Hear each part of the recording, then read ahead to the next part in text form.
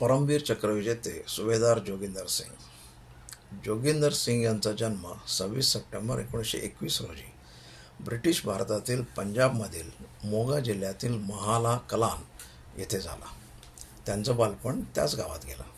त्यांचे वडील शेरसिंग सानान हे एक शेतकरी होते. जोगिंदर सिंग यांचं प्राथमिक शिक्षण नथुआला या गावात आणि माध्यमिक शिक्षण दारोली या गावात झालं. मोठे झाल्यावर त्यांनी सैन्यात भरती होण्याचा निर्णय घेतला. ब्रिटिश भारतीय सैन्यात सामील झाल्यावर सिंग यांना 28 सप्टेंबर 1936 रोजी शीख रेजिमेंटच्या 1ल्या बटालियनमध्ये नियुक्त करण्यात आलं. सैन्यात सामील झाल्यावर त्यांनी शिक्षणात रस असल्याचं ओळखलं आणि लवकरच त्यांनी आर्मी एज्युकेशन परीक्षा उत्तीर्ण केली. त्यानंतर त्यांची युनिट एज्युकेशन इन्स्ट्रक्टर म्हणून नियुक्ती झाली. सिंग यांनी दुसऱ्या महायुद्धात बर्मा आघाडीवर आणि 1947-48च्या भारत-पाकिस्तान युद्धादरम्यान श्रीनगरमध्ये सेवा बजावली. आपल्याला सगळं माहीतच आहे की हिमालयातील भारत-चीन सीमेवरून खूप वाद होते. या वादाच्या पार्श्वभूमीवर चीनी सैन्याची घुसखोरी रोखण्यासाठी तत्कालीन पंतप्रधान जवाहरलाल नेहरू यांनी फॉरवर्ड पॉलिसी नावाची योजना चालू केली, ज्यामध्ये सीमेवर भारतीय चौक्या उभारण्यात येणार होत्या. याची खरं म्हणजे वरिष्ठ लष्करी अधिकाऱ्यांना फारशी ही योजना आवडली नव्हती, कारण चीनी सैन्य भौगोलिकदृष्ट्या ॲडव्हान्टेजियस पोझिशनला होते. आपण त्या चौक्या उभारल्या. 9 सप्टेंबर 1962 रोजी भारताचे तत्कालीन संरक्षण मंत्री कृष्ण मेनन यांनी तागला रीचच्या दक्षिणेकडील चीनी सैन्याला हाकलून लावण्याचा निर्णय घेतला. याला पंतप्रधान जवाहरलाल नेहरू यांची पण मान्यता होती. 7व्या पायदळ ब्रिगेड, ज्याच्यामध्ये 1 शीख होते, त्यांना नामचालू येथे जाण्याचे आदेश देण्यात आले. ॲक्च्युली ही गोष्ट लष्करीदृष्ट्या अयोग्य होती. याच्यावर त्यावेळेस माध्यमांमध्ये खूप टीका पण झाली. चीनी सैन्याने अपेक्षेप्रमाणे नामचुला येथील भारतीय चौकींवर हल्ला केला. त्यामध्ये आपला पराभव झाला, खूप नुकसान झाले आणि या हल्ल्यानंतर लगेचच चीनी सैन्य तवांगकडे निघाले.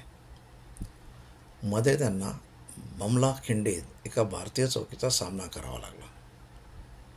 ह्या चौकीत 20 शीख सैनिक होते आणि ती चौकी सुभेदार असलेल्या सिंग यांच्या नेतृत्वाखाली होती.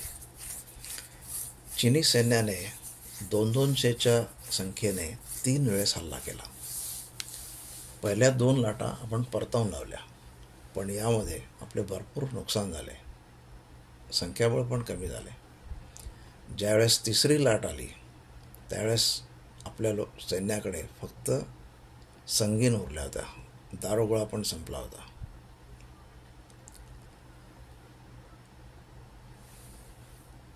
सुभेदार जोगिंदर सिंग आणि त्यांच्या उरलेल्या सैन्याने युद्धाचा जोरदार नारा दिला. वाहे गुरुजी का खालसा, वाहे गुरुजी की फतेह, आणि संगीन घेऊन ते धावले. हा त्यांचा आवेश बघून चीनी सैन्य विखरून गेले. परंतु सैन्यबळात ते जास्त असल्यामुळे त्यांनी सुभेदार जोगिंदर सिंग यांना कैद केले. पुढे चीनी कैदेतच त्यांना मरण आले.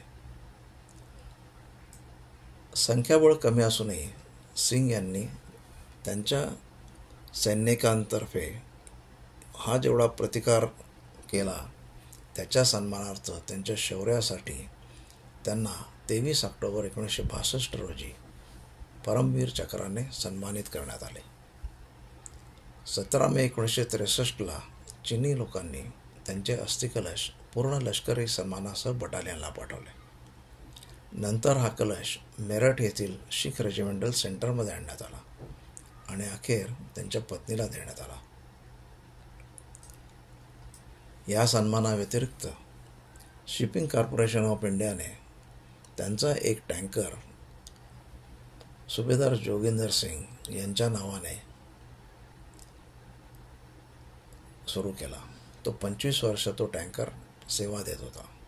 तसेच सिंग यांच्या सन्मानार्थ मोगा येथील जिल्हाधिकाऱ्यांच्या कार्यालयाजवळ एक स्मारक पुतळा बांधण्यात आला आहे आणि भारतीय सैन्याने IB रिज येथे एक स्मारक पण बांधले आहे. कलकत्ता येथील ईडन गार्डन्समध्ये त्यांच्या नावावर एक स्टँड पण आहे. अशा या शूर योद्धाला श्रद्धाशः नमन. धन्यवाद.